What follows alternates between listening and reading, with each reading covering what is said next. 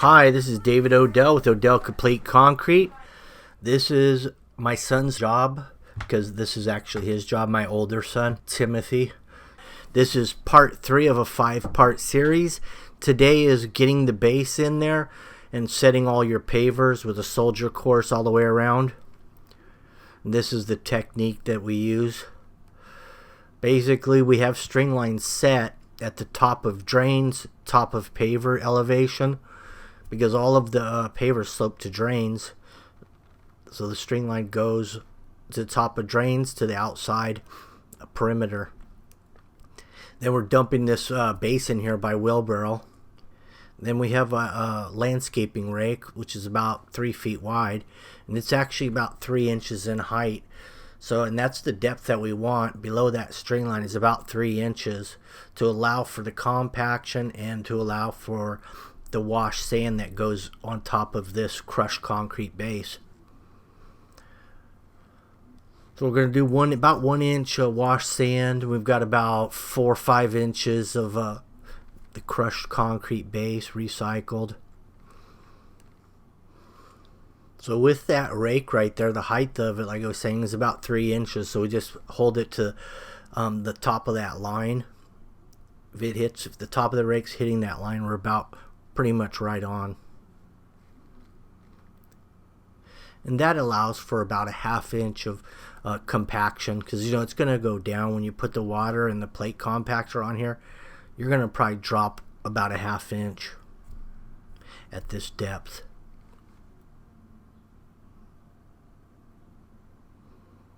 Now down the side of the house here we have a walkway. In the back area it's wall-to-wall pavers. Back here we're just going to have a little bit of we're going to have a walkway and then just a little widened area out of those slider doors. Alright, so it's paver laying day. We're going to be getting this whole backyard all set up. Same thing with the front yard. I'm going to be setting up a square against the foundation of the house, so I know all my pavers are in line with the foundation of the house and nice and straight off the house. So here's how we're doing it.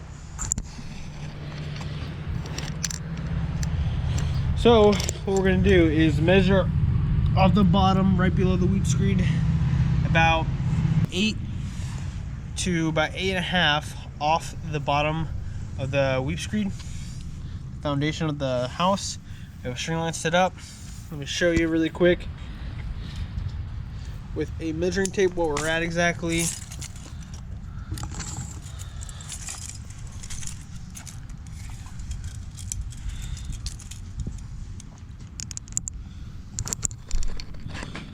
As you can see, we have about 8 1/4, and that extra 1/4 inch is gonna help us give us pretty much some space, because the stucco is jagged, rough, and we want to have enough space for all of our pavers to be totally in line and straight off this foundation. And then we're pretty much just going to be building straight off this line as well. That's our straight line to go all the way down and back with these pavers. The pattern we're going to be doing is a 5-piece ashlar slate. We got brown borders, and the color we're going to be using for the middle is a chateau. So it's going to look really good, really good. And you can see right there what Juan did is he put a stake in, he's hitting it down, and he is measuring. Let me help him out really quick actually. He wants to get about 8.5 so we have enough space. I'll tell you when. Area to the left. Right, yeah, right there. Perfect. Beautiful. Beautiful. So now we pretty much have a perfect square off the house. So we have to we'll just be laying our pavers right off of these string lines, and we'll know everything will come out perfectly straight. It's always good though to run string lines with your pavers just to make sure you're still going straight. And you'll see what I mean by that once we actually start laying our pavers. But yeah, we actually got the late second round of the paver drop off. Something happened with the plant, so they messed up my order, and now we have to wait till like probably 12 o'clock before we get any pavers here. But in the meantime, we're just gonna be grading, getting sand all set, and yeah, I'll probably go into key details on how to do all that. So yeah, stay tuned. Alright, so the way we are getting perfect grade for our pavers when we lay out the sand and the base and everything like that is we have string lines set up. And what we also have is our screeding board, which is right here in front of me. I actually ran out of 2x4s, so I didn't have any 2x4s to use, so I had to use this thin 1.5 inch piece of leftover wood we had just lying around. But what we're going to be doing is using a sample paver, and we're going to be putting it on top of our black iron pipe. Once it's on top of the black iron pipe, all we need to do is be down maybe like a 1/4 inch or even almost just a little bit right under our string lines for our pavers. As you can see, that's what we're doing right now. We're setting our sample paver on top of our black iron pipe a hair or 1/4 inch below our string line, just so that 1/4 inch will be enough for the sand that we need to put on top of our base. But these string lines are also set on the drains, so we know we're going to have the right slope. And we have on the perimeter the highest points of the yard, so everything's set to the right heights. All we have to do is screed the base back with that little 1.5 inch piece of wood that we had, once the screeding pipes are set to the correct height. So hopefully that makes sense for you guys. So now that Juan set the black iron pipe to the exact height of the pavers, because this streamline represents top of pavers, what he was doing was putting this paver right on top of the pipe and just barely touching the string line, so that he knows we have perfect grade now. Hey, go ride it all the way against the wall, okay? Because all the way against the house. So now we know we're getting perfect grade since he's doing it like this. So this is the best way to really grade out pavers. Don't use flimsy PVC. That stuff is garbage. Get black iron pipe. It's more expensive but worth it. You'll grade your stuff way faster. I mean, just look how smooth that's already looking. So we're gonna keep going down all the way on both sides, doing this exactly like this, so that we can grade this backyard really, really quick. And then we're just kind of freehand that shit right there.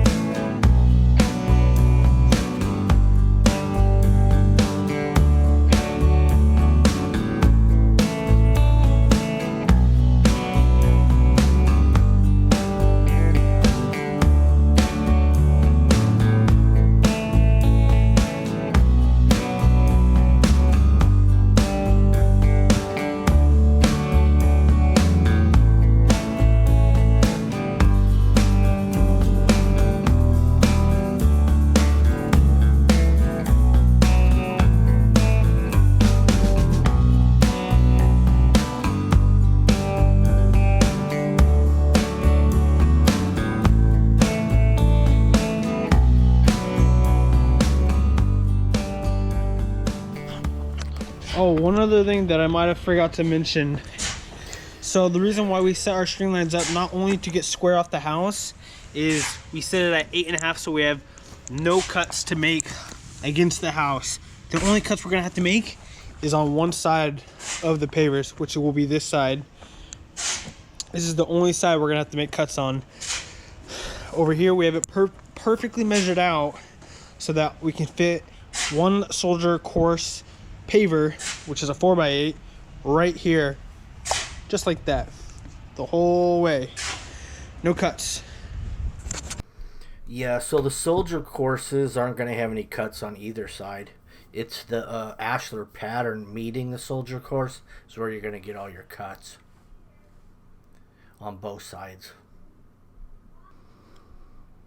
So he saturated this base really well, let it soak in and absorb for about 30-40 minutes, and then ran the plate compactor.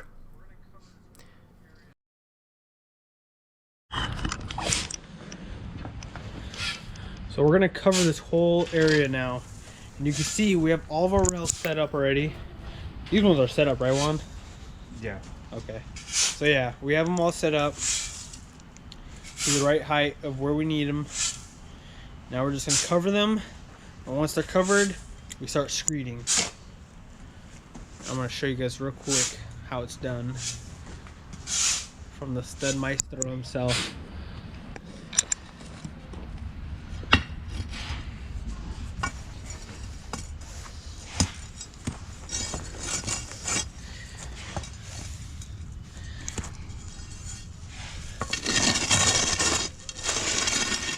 A little bit high up here. Yeah, look like it. Right there. It's better. A lot better. Yeah. Hitting the money, huh? Yeah. Right there. Cool.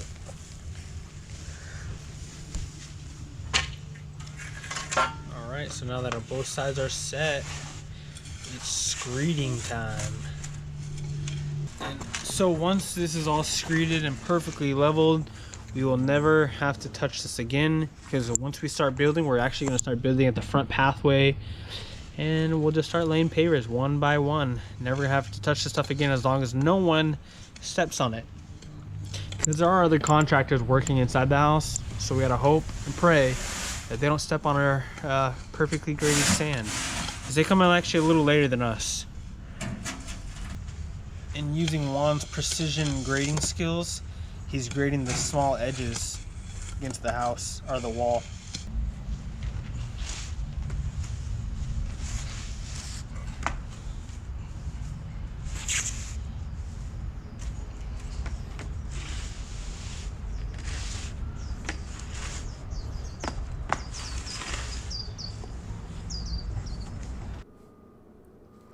So, in other words, if you like the beach and playing in the sand, you're going to really enjoy doing this as a DIY. Because that's kind of what you've got here at this point. You've got the nice beach sand that you're leveling out. Kind of like building sand castles or moats around the castle. It's, you know, just fun.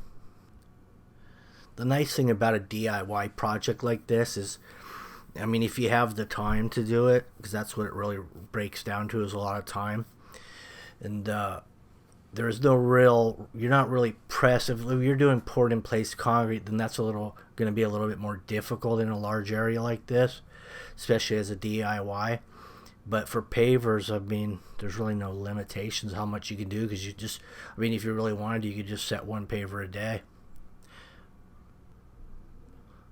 I've had people ask me, you know, when they're kind of wondering, well, should I go with paver or should I go with poured in place concrete?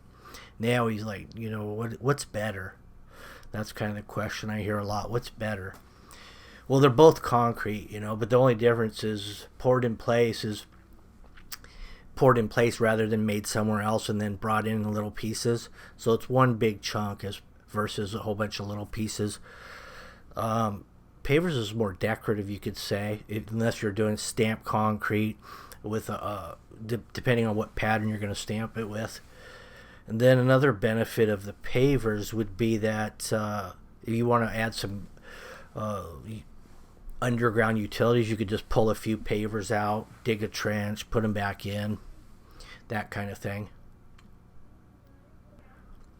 But the bottom line, really, what I like to always say is, you know, until they start building bridges out of these, I think, you know, poured in place concrete is going to be better. This is how far we've gotten already today. One little quick tip and trick I wanted to share with everybody was, when you guys are laying out pavers, this is why it's so crucial to set square against the foundation of the house. Because actually we had a string line running this way on this edge right here. That's what gave us such a perfectly straight line. But we do go back and always double check with another string line on all of our lines, making sure we have a perfectly straight line. Because if you keep continuing and you don't adjust these at all, your patio is going to look more of like a snake line rather than a straight line, and that is not what you want. So Just have 2 guys on each end holding the string lines and just eyeball it down. So check it out. This is how it would look.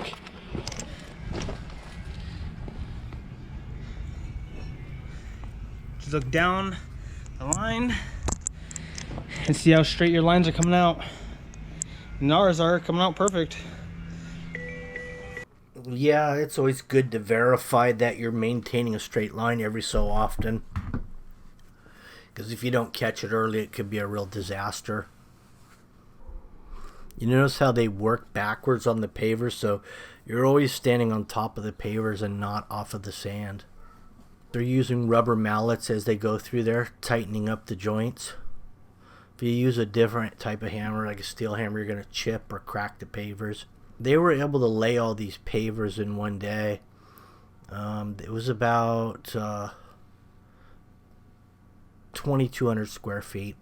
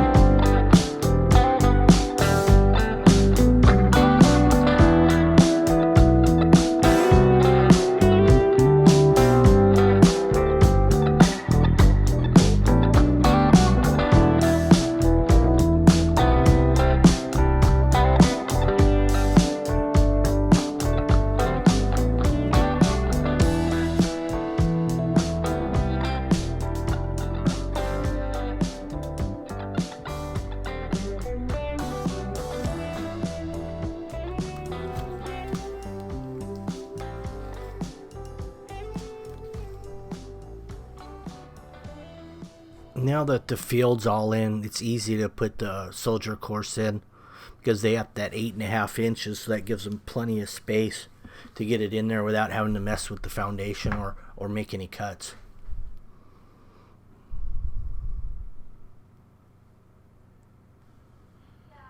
Once all these pavers go in, compact it with a plate compactor. You can get a rubber mat to put attached to the bottom of your plate compactor, but in this case you're just going to use some cardboard. That'll protect the pavers, but it'll also tighten them up. Then they're going to use a polymeric sand and brush it into all the cracks, wash it all down, then that sand settles in there and tightens up. Now here's where it meets the stacked planter wall, and you can see that being built in the previous video to this series. This is where it gets a little tricky, and every paver is a custom cut. And then also you're going to have your custom cuts around those drains.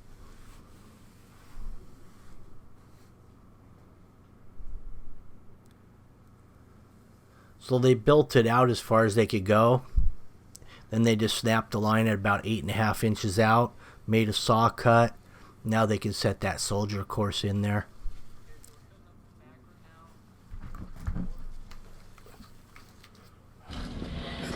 Okay, so we're cutting up the back right now so we can get the borders in.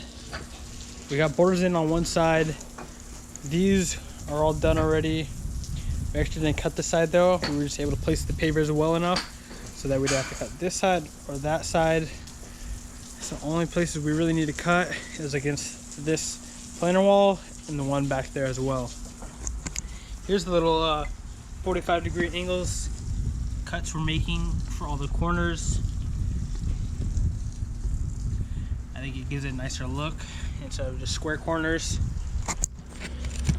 How we measured this out was we used a paver, placed it right there, marked it, placed another one down there, marked it, and snapped a chalk line against the pavers. And that's how we did that. Now we're just cutting the pavers out with our chop saw. It's much faster than cutting piece by piece.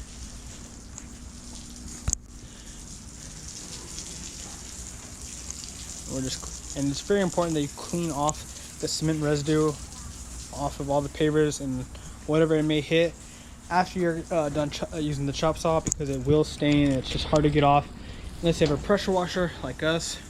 Ryobi team, right, Juan? Yeah. Ryobi, you're even wearing their colors today. This guy, all he has is Ryobi.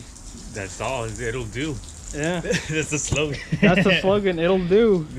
They're cheap and they get the job done. Yeah. Yeah. Dude, you could do aluminum patios with those for sure. Oh yeah. Because they're light, you know, and you extend hard. Like, those are really good for it. When it comes to the masonry, though, then it gets a little challenging. Yeah. Like those You can't concrete drill. steps. You can't drill on the bricks with those. Nah. But yeah, so that's what we're doing right now. And yeah, probably just get all these borders in, and then next day we'll sand it, compact it. Plus, we do still need to do the drain cuts. So guys, check this out. This is the spray that we use. Clear gloss, seals, protects, and revitalizes. Well, we don't want none of that. We just want the seal and protect, really, to protect our chalk line so that when water hits it, it does not disappear. Very important. Makes it much easier to get cuts. So yeah, that's what we're doing right now. We're just spraying it on. And then we try not to overlap too much on this side because we are going to be sealing the pavers later.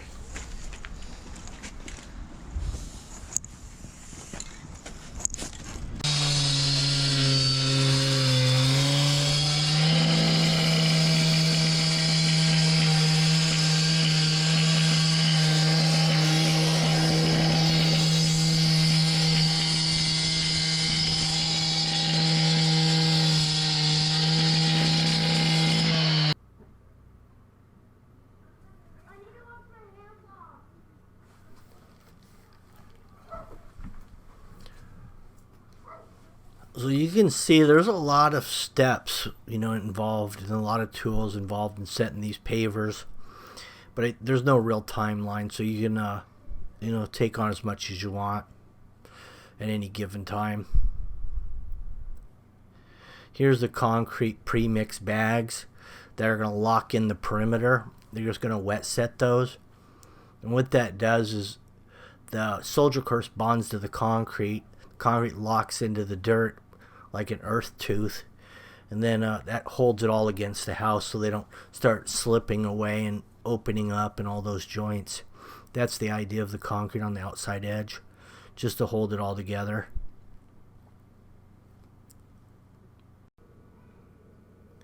That whole side yard right there is going to get artificial turf, sprinkler system.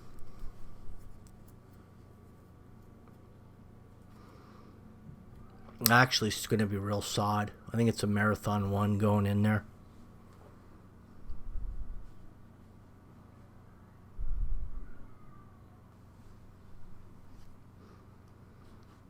Okay, here's the plate compactor. This is knocking them all down level, setting them into that sand. Here's the backyard, totally complete.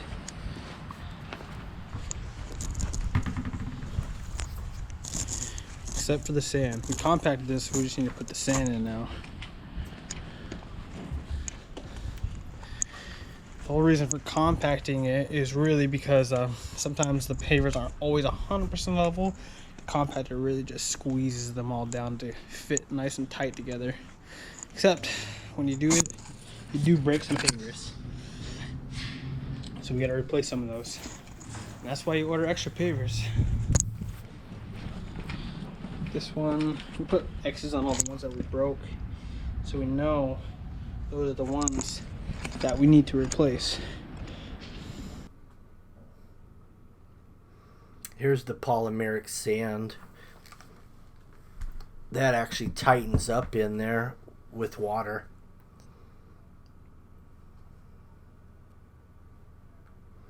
Well, this is what your finished product looks like. You can see the marathon grass has already been installed. We're going to show that whole thing in the next part.